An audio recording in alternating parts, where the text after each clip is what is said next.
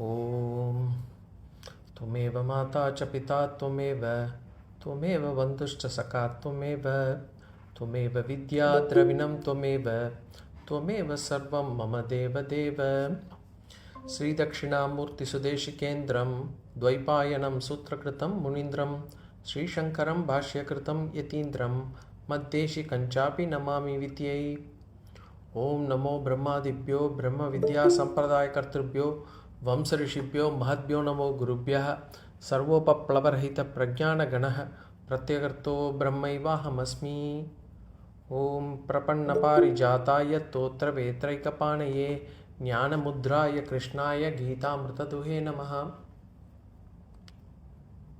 Pranams everyone. So in the last class we had completed chapter 3 of Bhagavad Gita. So this class we will do a summary of the entire chapter.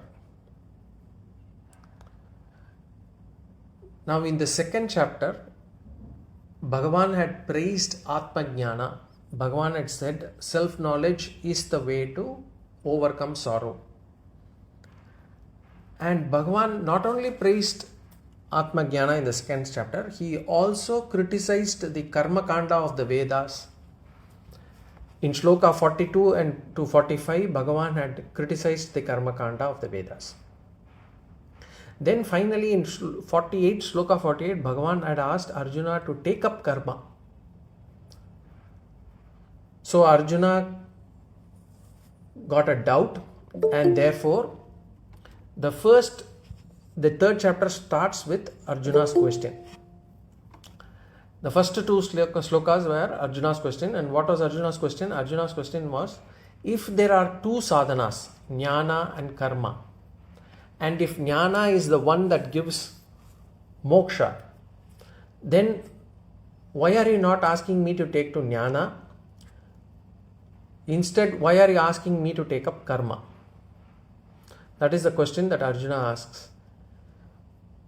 In other words, if Jnāna Yoga alone leads to liberation, and Bhagavan, you are glorifying Jnāna Yoga, and yet ultimately you are advising me to take up Karma Yoga. So this was Arjuna's question. So from Shloka 3 to Shloka 7, it was Bhagavan's response or answer. And Bhagavan does not give a straight answer. Bhagavan made certain fundamentals very clear. So in Shloka 3 he says, Lokesmin dvida niṣṭhā pura prokta mayanaga jnana yogena sankhyanam karma yogena yoginam. Bhagavan said, look, I have established two sādhanas and two niṣṭhās. Niṣṭhās in the sense two lifestyles for the world. Two sādhanas, two lifestyles. The two lifestyles are Pravṛtti Mārga or Nivṛtti Mārga, or we can say the Grihastha ashrama and the Sannyāsa ashrama. Two sets of lifestyles. And then there are two sādhanas, Karma Yoga and Jnana Yoga. And Bhagavan says, or Bhagavan said, in this, the lifestyle does not determine moksha. Whatever be the lifestyle, whether it is Grihastha ashrama or Sannyāsa ashrama, does not matter. If the person follows these two sadhanas, he will attain moksha.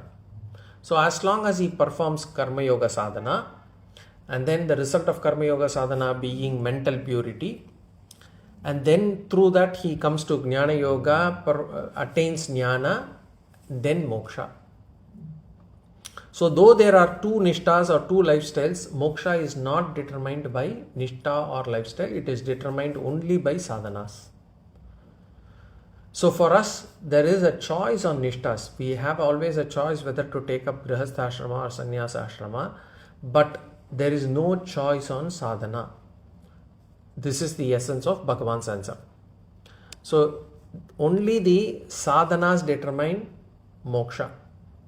Just because somebody takes up sannyasa does not mean that they will become liberated. Just because somebody is Grihastha ashrama does not mean that they will not be liberated.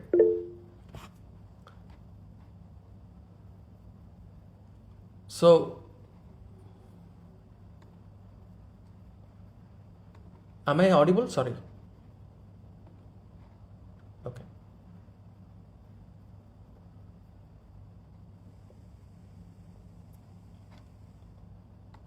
Am I audible? Sorry. Yes, you are. Okay. Yes, you are. Okay. So only the sadhanas determine moksha. First the karma yoga and then jnana yoga. Now Arjuna could get further doubt. He could say that, let me do jnana yoga as a sadhana. Why should I be doing karma yoga? Therefore, in Bhagavan's answer, he said, without doing karma yoga, one cannot come to jnana yoga. Only by purifying through karma yoga, one can come to jnana yoga. In other words, how did he say that? One cannot renounce actions without taking them up first. That is the way Bhagavan put it. Basically, he said, unless you do karma, you get yourself purified, you will not be able to renounce karma. Nobody can renounce karma directly without purification. So Bhagavan said, Bhagavan also said, no one can remain without action. Depending on their guna, they will be involved in some action or the other. It is not possible to be idle. Then one more point he also made was that if a person renounces action, suppose without taking up that karma yoga, without getting the chitta shuddhi, one renounces action. In other words, one renounces action without having proper mental maturity, he will turn out to be a hypocrite. Bhagavan used the term mithyācāra. This was in Sloka number 6. So 4, 5, 6 were these concepts were clearly explained by Bhagavan. So Bhagavan gave us the dangers of renouncing karma. If a person takes up sannyāsa without getting proper mental maturity, then it will create issues for him as well as for the society. That is what Bhagavan wanted to convey. Then from Sloka 8 onwards until Sloka 16, the Karma Yoga topic was discussed. So Bhagavan had said to Arjuna, one cannot come to Jnana Yoga without doing Karma Yoga. Now the question is, what is Karma Yoga then? If one does karma or action, it gives papa and punya. Every action of ours creates either papa or punya. And therefore, as long as there is papa or punya, we remain bound. We will not be liberated, we will be bound. So, if one renounces karma too, he is bound because mentally the person is still attached to the action and there becoming a hypocrite, he is still bound. He cannot be liberated. So what is the way to actually get ourselves liberated? The first step is Karma Yoga. Karma Yoga is the path to take. And what is Karma Yoga is explained by Bhagavan in the verses between 8 to 16. The first point he made in Sloka 8 was Niyatam Kuru Karmatvam. He said performing your duties is Karma Yoga. So what is Karma Yoga? Performing our duties. Whatever be the role that we have taken up, there will be a set of duties attached to it and we must perform them. So that whether it is going to be a role of a son or a daughter or a father or a mother or as an employer or an employee, as a relative or neighbor, as a citizen, whatever the duties are assigned to us, we must perform them. We should not try to escape out of it. Niyatam kuru karmatvam karmajyayo hya karmana. Sharira yatra pichate na prasiddhyet akarmanaha. So here Bhagavan says basically our actions should not come from our likes and dislikes.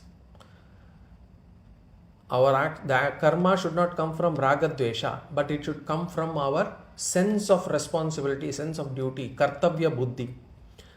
That is how action should come from us. This is the first point on Karma Yoga. Then the second point, he saw Yajñārtāt karmano anyatra.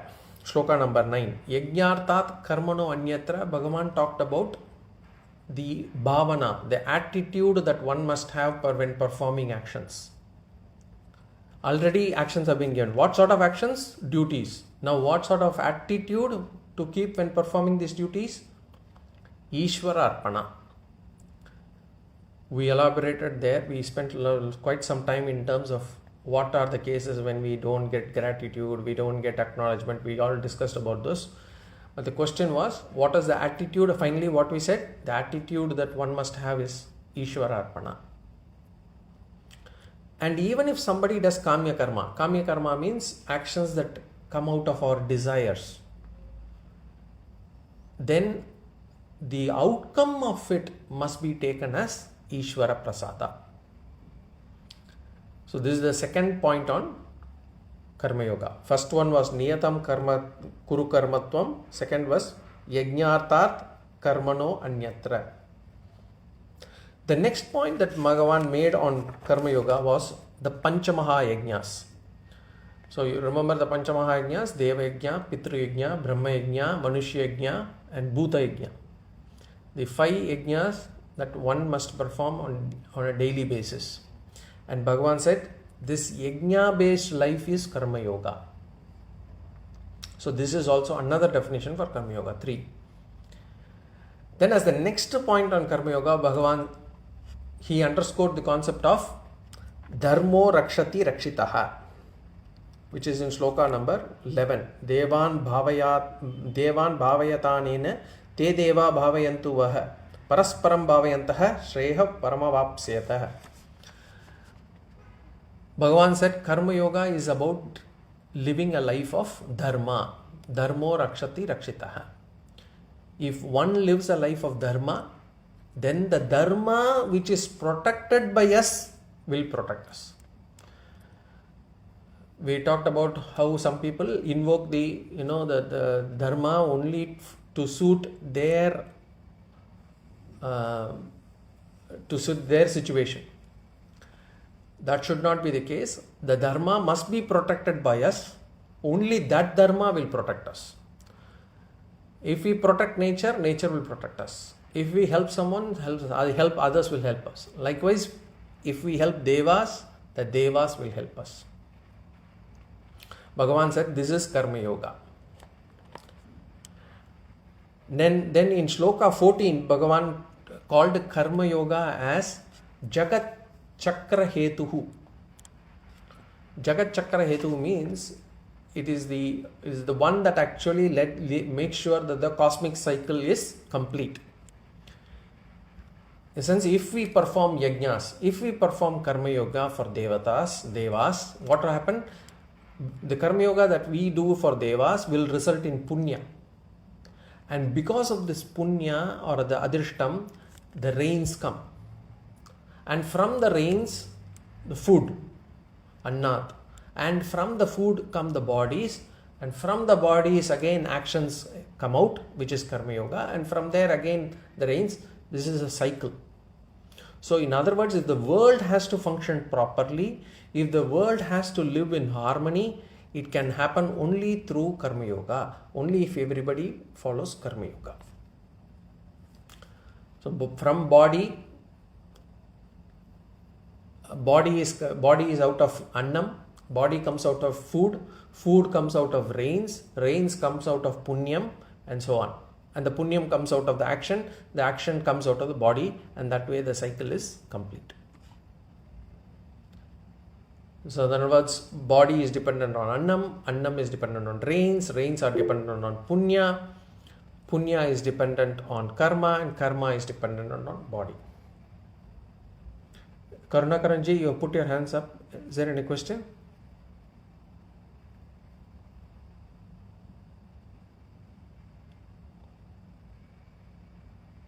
Sorry, Maharaj, accidentally tapped it. Okay, no problem. Then in Shloka 17 and Shloka 18, Bhagavan gave the Moksha Swarupa. What is Moksha?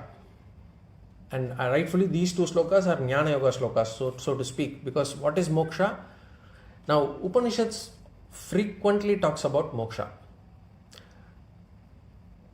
But in Bhagavad Gita, moksha is being detailed in many places. Bhagavad Gita, there are many places where moksha is detailed. One we saw already in sloka in chapter 2. In Sthita Prajna Lakshana, we saw Atmanyeva Atmana Tushtaha. So there are many such slokas which describe the mindset of a Jivan Mukti. Now in sloka 17 and 18, those slokas also describe moksha. Here, whenever we get a doubt on moksha, what is to be attained, have we attained moksha? If that kind of doubt comes, we can refer to these slokas here. And Bhagavan said, Atmaratihi. Atmaratihi means he revels in himself. He is happy in himself. That's one. Then Bhagavan said, Atma Triptaha. Atma Triptaha. He is contented in oneself. There is no craving. Atmaratihi means revels in himself means he does not have any problem or any complaint, or he does not find any fault in himself. I wish I was tall. I wish I was young. I wish I was more beautiful. Nothing. Atmaratihi. Atma Triptihi means he does not have any problem or complaint, or he does not find fault in the things handled by him. I wish I had a better laptop, better computer, better house, better spouse. Nothing. Or a better job. Atma Triptihi. And then finally, Atmanyeva Santushtaha. He is fulfilled. There is no craving. First is Atma Triptihi, he is contented with whatever he has. Atma Santushtaha means there is no craving for further things. So those are the we can say identifiers for a Jivan Mukti. And finally Bhagavan said, Tasya karyam na vidyate. He does not have any responsibilities.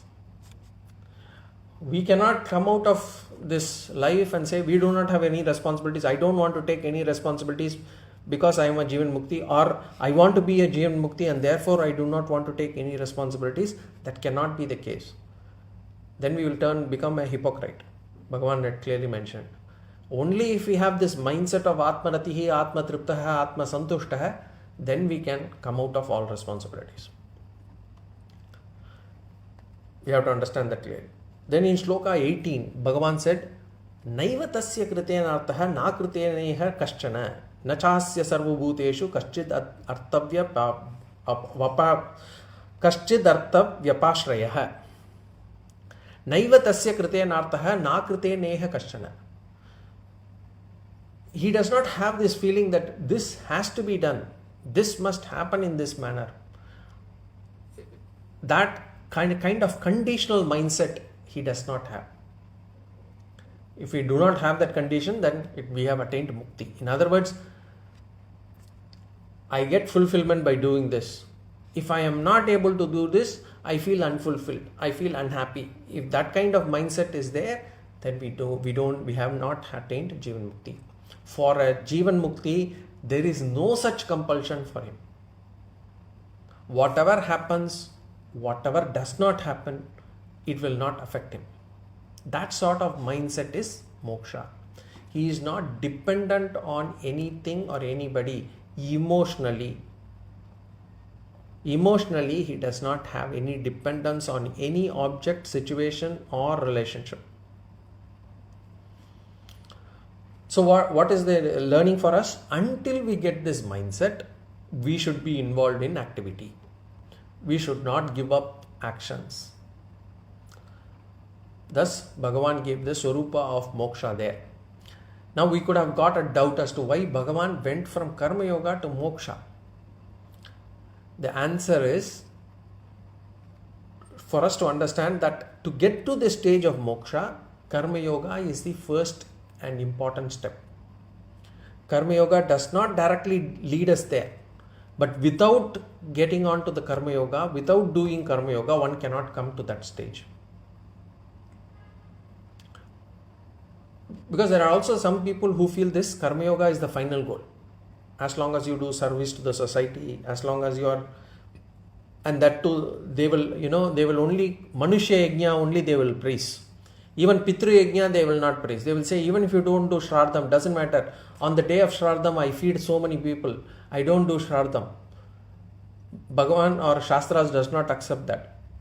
They say Manushya Yajna is to be done, Pitru Yajna also has to be done. One cannot compensate the other. And just by doing service alone, one cannot get moksha also. They think, some people have this feeling that by doing service to the society, what this person will get liberated. That is not what Bhagavan says. And there are also some people who have interpreted that Bhagavad Gita is about Karma Yoga only. No, Karma Yoga, Bhagavan is very clear. Bhagavan says Karma Yoga is a step. Yes, definitely it is a necessary step. But the final step to moksha is Jnana Yoga. So to clarify that, Bhagavan showed the final outcome here. Now in Shloka 19, Bhagavan concluded Karma Yoga. He said, Tasmat asakta satatam karyam karma samachara. Tasmat asakta satatam. Always perform the action. How? Asakta satatam. Perform the action very well, but without any attachment. Asakta means without any attachment. Samachara means perform all actions very well. Therefore, perform actions, whatever actions we take up, whatever duty that has been assigned to us, we have to do it with full commitment, without any attachment. This is how Bhagavan concluded Karma Yoga in Shloka number 19. Then from Shloka 20 until Shloka 29, Bhagavan took up the topic of Loka Sangraha. Loka Sangraha means for the sake of the well-being of the society. Or in other words, we say Sishtācāra. Sishtācāra means teachings by live models. People who are present, they exhibit certain ways of living. They exhibit certain characteristics which have to be followed by the rest of the people.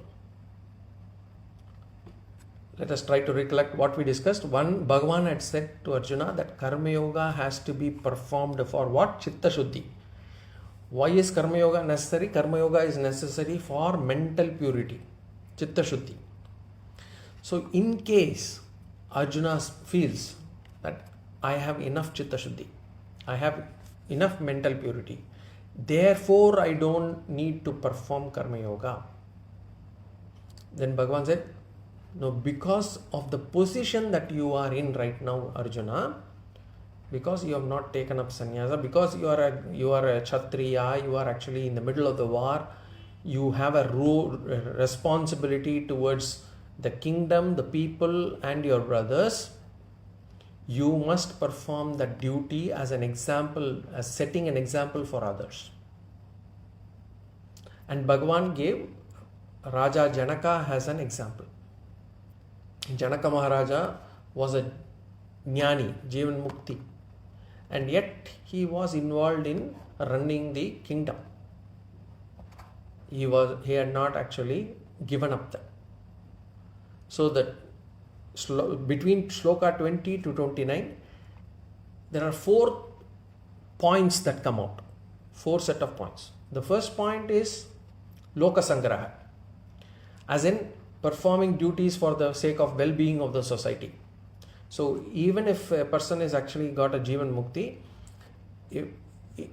or rather we should look at it this way, if there is a Jnani and if he is still performing his duties, we should understand that a Jnani is performing these duties not for his Chitta Shuddhi. He has already reached the stage of Chitta Shuddhi well past. He is doing this for the sake of welfare of others. Loka Sangrahartam Karma Karmanam. So he is doing this for that particular reason. That is the first one. The second one is niṣṭhā. Niṣṭhā means through their way of life these people live, they set examples to the society, teaching the life. Yadyat charati shrestha tatteva itaraha jana anuvartate. Sloka number. Yadyat acharati shrestha taddat eve taro janaha sayat pramanam kurute lokastad anuvartate. Yadyat acharati shrestha taddat eve taro janaha sayat pramanam kurute lokastad anuvartate. Here Bhagavan said every other person performs only such actions whichever their model performs or superior one performs. The world follows that which has been set as a standard. So this person, niṣṭhā, whatever a superior person performs is copied by his followers. We discussed how a child gets to know how to lead a life through the family, through the parents, in terms of what time to wake up, when to brush the teeth, how to brush the teeth, how to eat, what to eat. All these are taught by the live models, which are the parents, who are the parents. And then it learns by not by the parents sitting in a place and teaching them. They learn by observing. And in the school, they learn by observing the teachers. That's why the children do not follow what is being told, but they follow what they observe. Not just for children, for every one of us. In the same way also, we all look up to somebody as a role model. We have many role models in our life too, and then we try to follow them, not by what they say, but by what they do. Therefore, Bhagavan advised Arjuna, saying that, look, Arjuna, you are a leader, you are a role model. You have so many people looking up to you, and therefore you have a greater responsibility. So this was the second point. And here we saw the dharma, adharma knowledge. When we discussed this topic in our class, we discussed about the knowledge about dharma and adharma comes from three places. One, Shruti, which is the Vedas, and then even if the Vedas are not clear, we go with the Smritis. Smritis are the secondary texts, and even sometimes, even if that is not clear, we go with niṣṭhā. We go with the role models from in the society for us to follow what is dharma and adharma. This is the second point. So the first point was Loka Sangraha, second point was niṣṭhā. The third point was, between these Slokas 20 and 29, Bhagavan gave advice to Jñānis. And the advice that he gave Jñānis was not to give any advice to karmis. He said, if you are a Jnani, do not give any advice to these people who are very soaked in karma.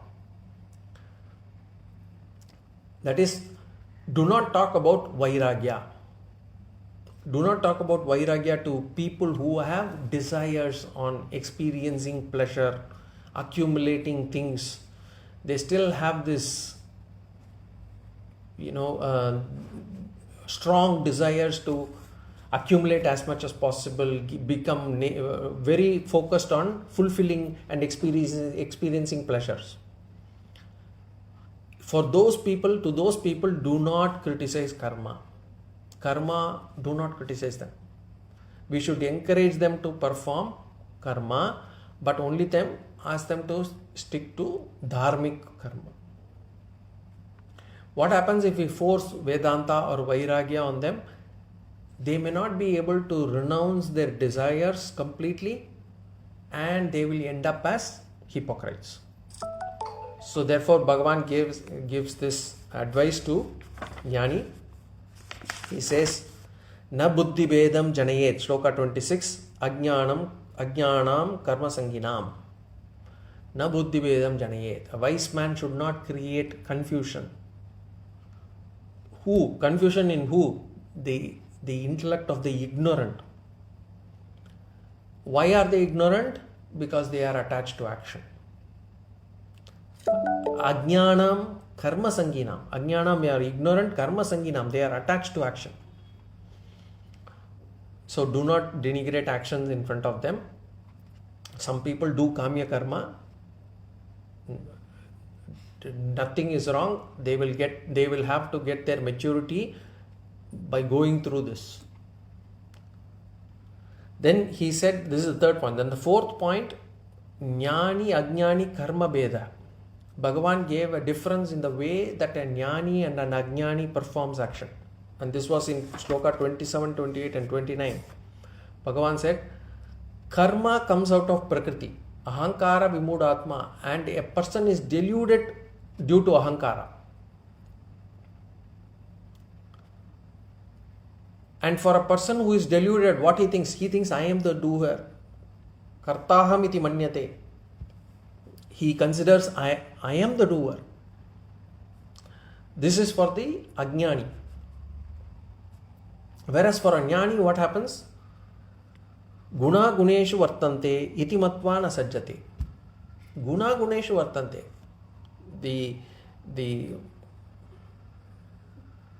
The sense organs are working, are function in the among the sense objects. He is very clear that it is not he who is doing these actions. He remains detached with the understanding that the gunas, here gunas, gunaishu, both are sense organs and sense objects. Gunas function among sense organs, functions among sense objects. Both the jnani as well as the ajnani, they get involved in action, no doubt. But a jnani does it for loka sangraha, and he does not get papa or punya. Whereas an ajnani, he gets attached to the action. He thinks he is the doer of the action, and he gets papa and punya also. Why? Because ajnani thinks he is the doer, and for him what? Self for him means the body and mind. As long as we consider ourselves to be the body and mind, we will have papa and punya. Whereas for a jnani who understands that he is not the doer, and for him the self is not the body and mind, the self is atma, then for him whether this body or another person's body is equally different. It is not the same. It is the same for him. He is not them.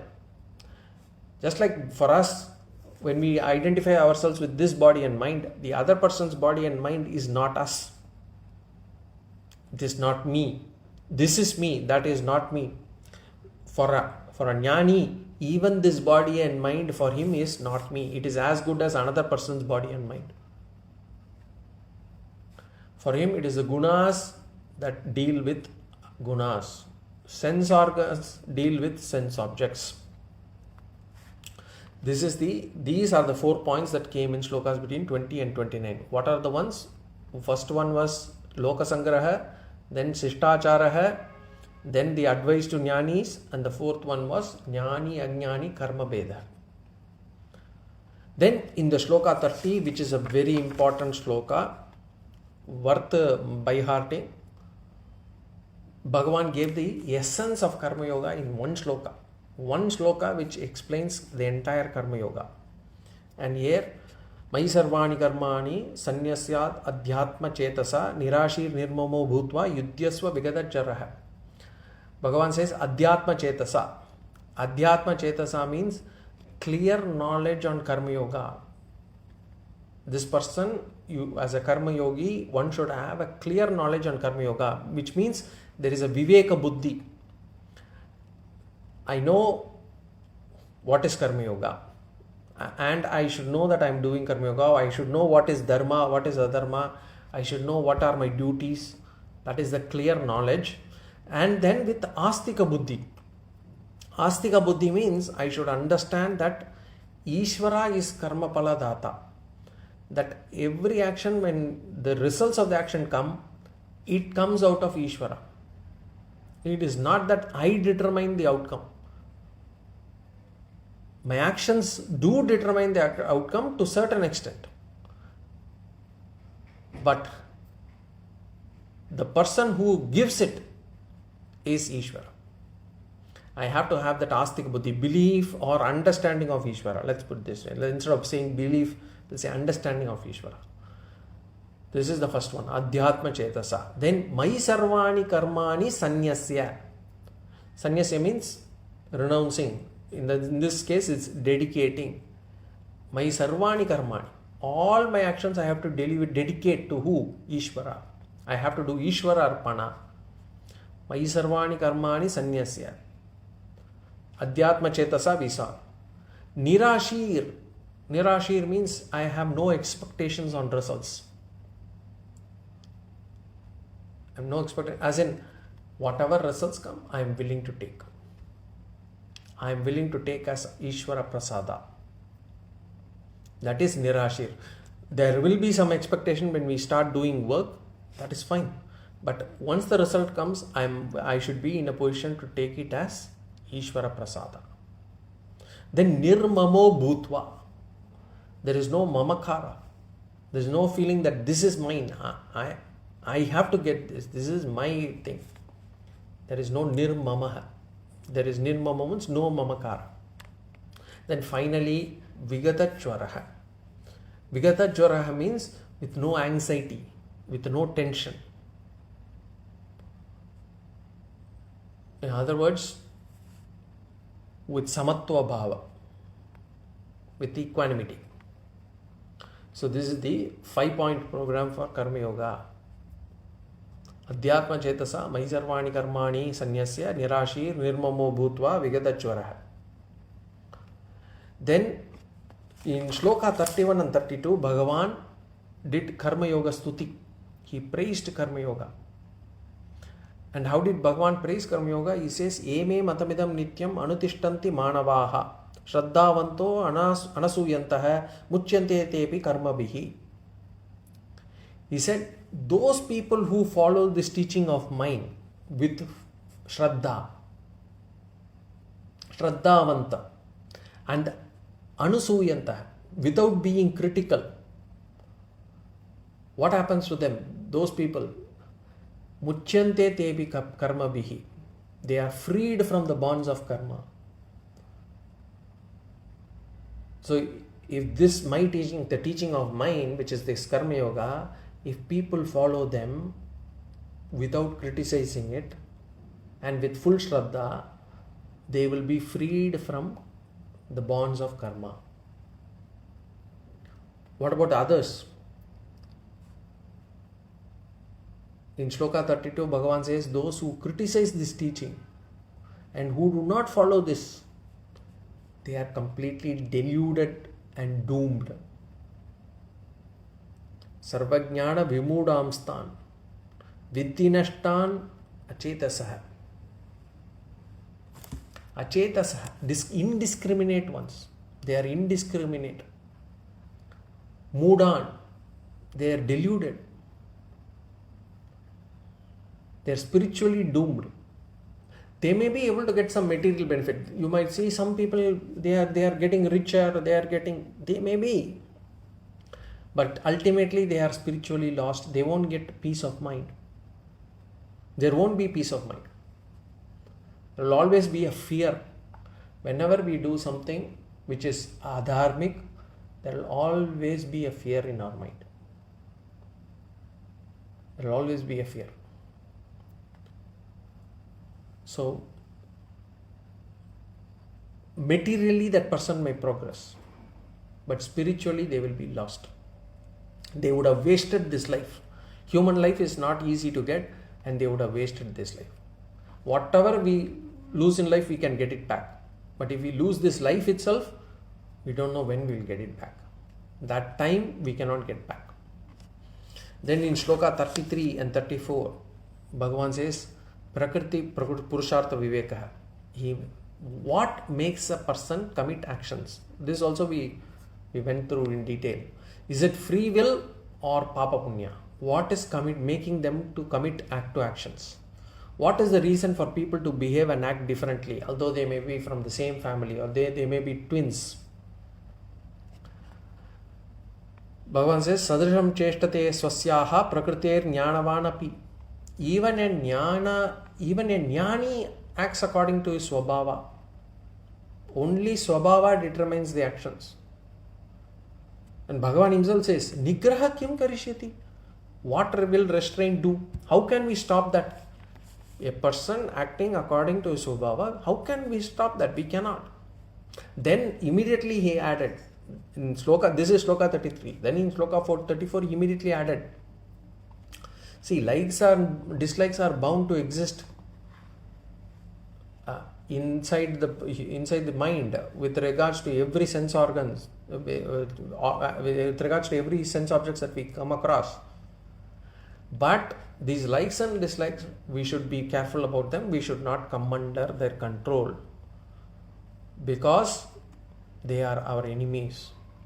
Indriyasya indriyasyarthe ragadvesha vyavastito. Likes and dislikes are there. Tayorna vashamagachet. One should not come under their control. Tyauhasya paripantinav. Because they are enemies. This too we saw in detail. And what did we see here? We said, and what did we conclude? We concluded that every individual has prakriti, a swabhava. That prakriti creates ragadvesha. Fine. Until then we don't have any control. We do not have a choice when this ragadvesha comes up. But to convert that thought into further thoughts or into action is with us. We have a choice.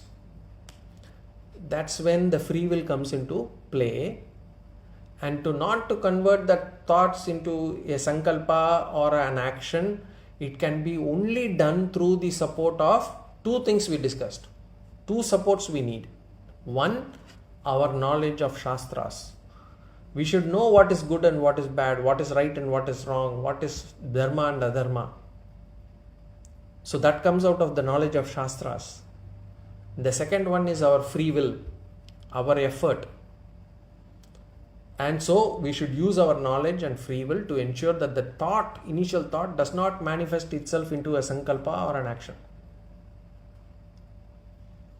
This is the point that we discussed. Then in Shloka 35, Bhagavan said, Paradharma Tyagaha. He said, do your own duty. Swadharma, doing Swadharma is Karma Yoga. Not doing another person's duty is also Karma Yoga. Do not do another person's duty. Doing another person's dharma is dharma only. In Samanya language, it is also dharma. But in Vishesha dharma, it is considered to be not a dharma. You cannot do somebody else's Vishesha dharma. For example, we saw how a sannyasi should not be accumulating wealth, which is a dharma of Grihastha and householder. Accumulating wealth by itself is not a dharma because it is given as valid dharma for Grihastha. Similarly, a brahmachari or a student should not look to earn money, should not get involved in politics. So these are the things that we have to be careful. Paradharma becomes Vishesha dharma for everyone. Then in Shloka 36, this is Arjuna questions again. This is the second time Arjuna questions in this chapter. And what did he ask this time? He said, nobody likes to commit sins. Nobody wants to commit sins and yet they commit sins.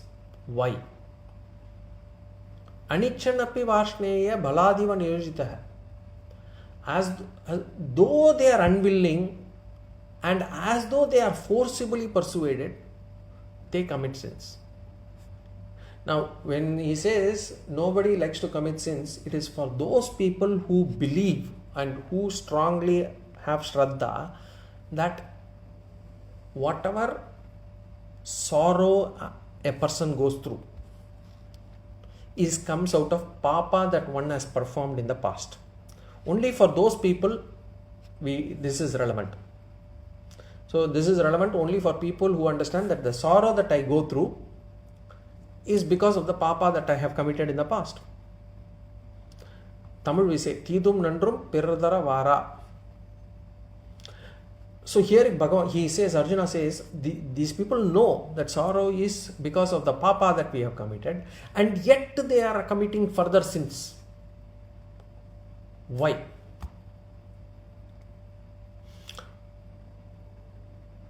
So they don't want to accumulate sorrow, and yet they commit sins.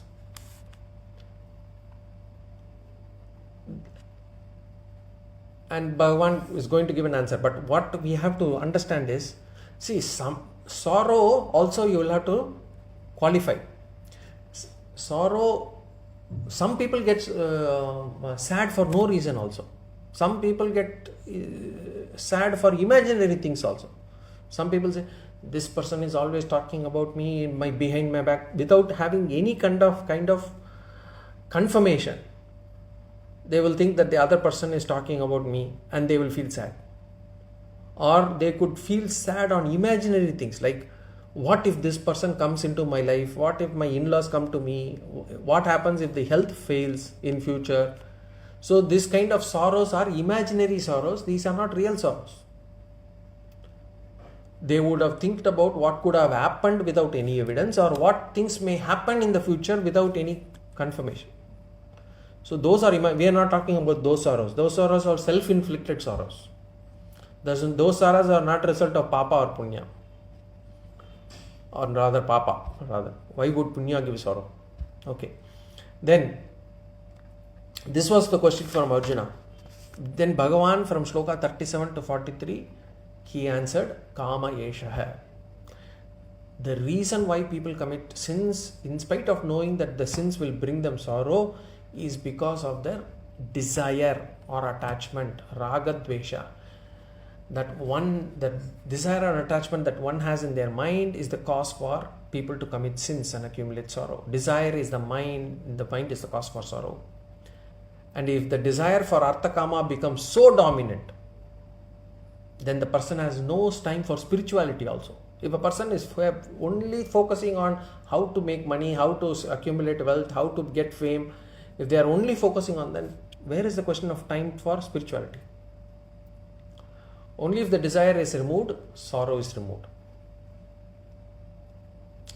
Shankaracharya says in Bhajagovindam, Balastavat Kridasaktaha, Tarunastavat Taruni Saktaha, Vriddhaschavat Chinta Saktaha, Parame Brahmani Kopina Saktaha.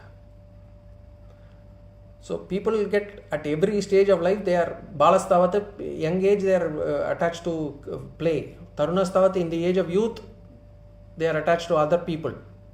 Vriddhastavat Chinta Saktaha. They become old, they are attached to worrying. Parame Brahmani Kopi Nasakta. People don't come to this spirituality. That's why when youngsters come to Gita, they also ask, why would you go to Gita at a younger life, at a young age? Why should this is some unfortunate misconception that people have. Anyway, Bhagavan talked about 3 topics: Kama Swarupa, Kama Adhishtanam, Kama Jaya Upahaya. I'm going to go a little fast, we have only 10 minutes. So, one is desire nature, then the desire's origin or where desire's residence, and then the plan to overcome desires. And then Bhagavan, when he gave the desire Swarupa, he said, Esha Krodaha, it manifests as anger. Then Rajoguna Samudbhavaha, it is born out of Rajoguna. Then Maha Ashanaha, it is insatiable, desire is insatiable. The more we feed, the more it will ask. Then Maha Papma, the desire is a cause for huge sin. And then Iha Vairinam, it is the enemy of life. Desire is the enemy of life, it is insatiable. That's why as a child, when you see, a child will not have many sorrows. They will be happy-go-lucky. They will be happy. But as we grow up, what we see, as we experience more and more, the more and more people desire and the more and more sorrow we accumulate. So, contentment is not there, and then questions come as, are we progressing as we age or as we go down? And what about a jnani? A jnani gets contentment easily. That is why we sometimes equate jnani to a child, because he can get satisfied with no objects around him. So kama swarupa is such that it cannot be satisfied. Then Bhagavan gives the location of kama, and he says indriyani manobuddhi asya adhishtanam. Sloka number 40. Indriyani manobuddhi asya adhishtanam uchyate. Indriyani, sense organs. The sense organs have desire in it. Manaha, our mind has desire in it, has desire. Then buddhi, the intellect, even intellect has certain desires in it. In short, our entire sukshma sharira, our subtle body has got desire. Then what is the way to win over desire? And Bhagavan gives it in two-step process. First step is, he said, damaha and shramaha.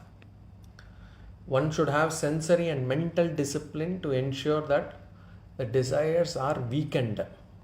By controlling the sense organs, disciplining the mind, one can weaken the desires.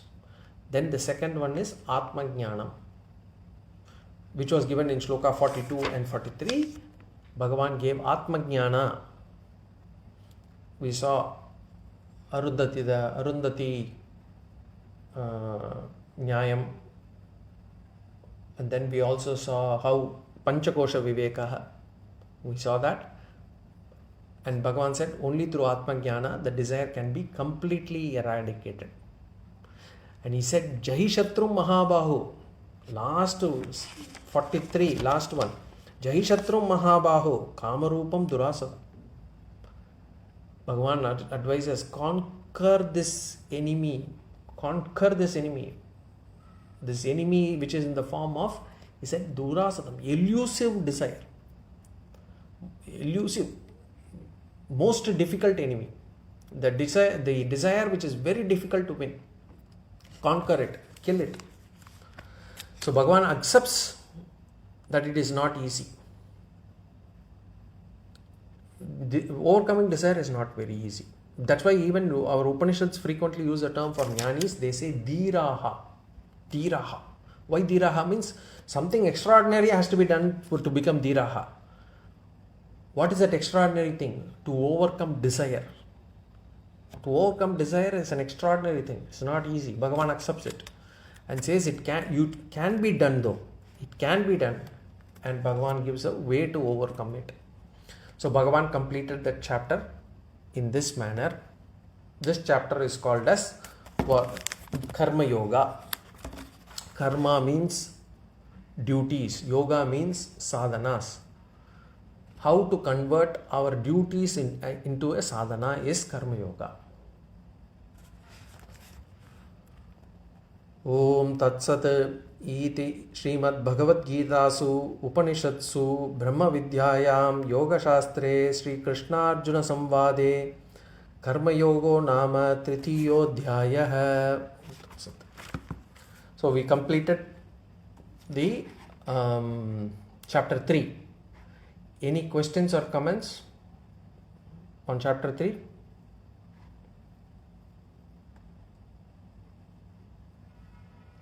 Okay.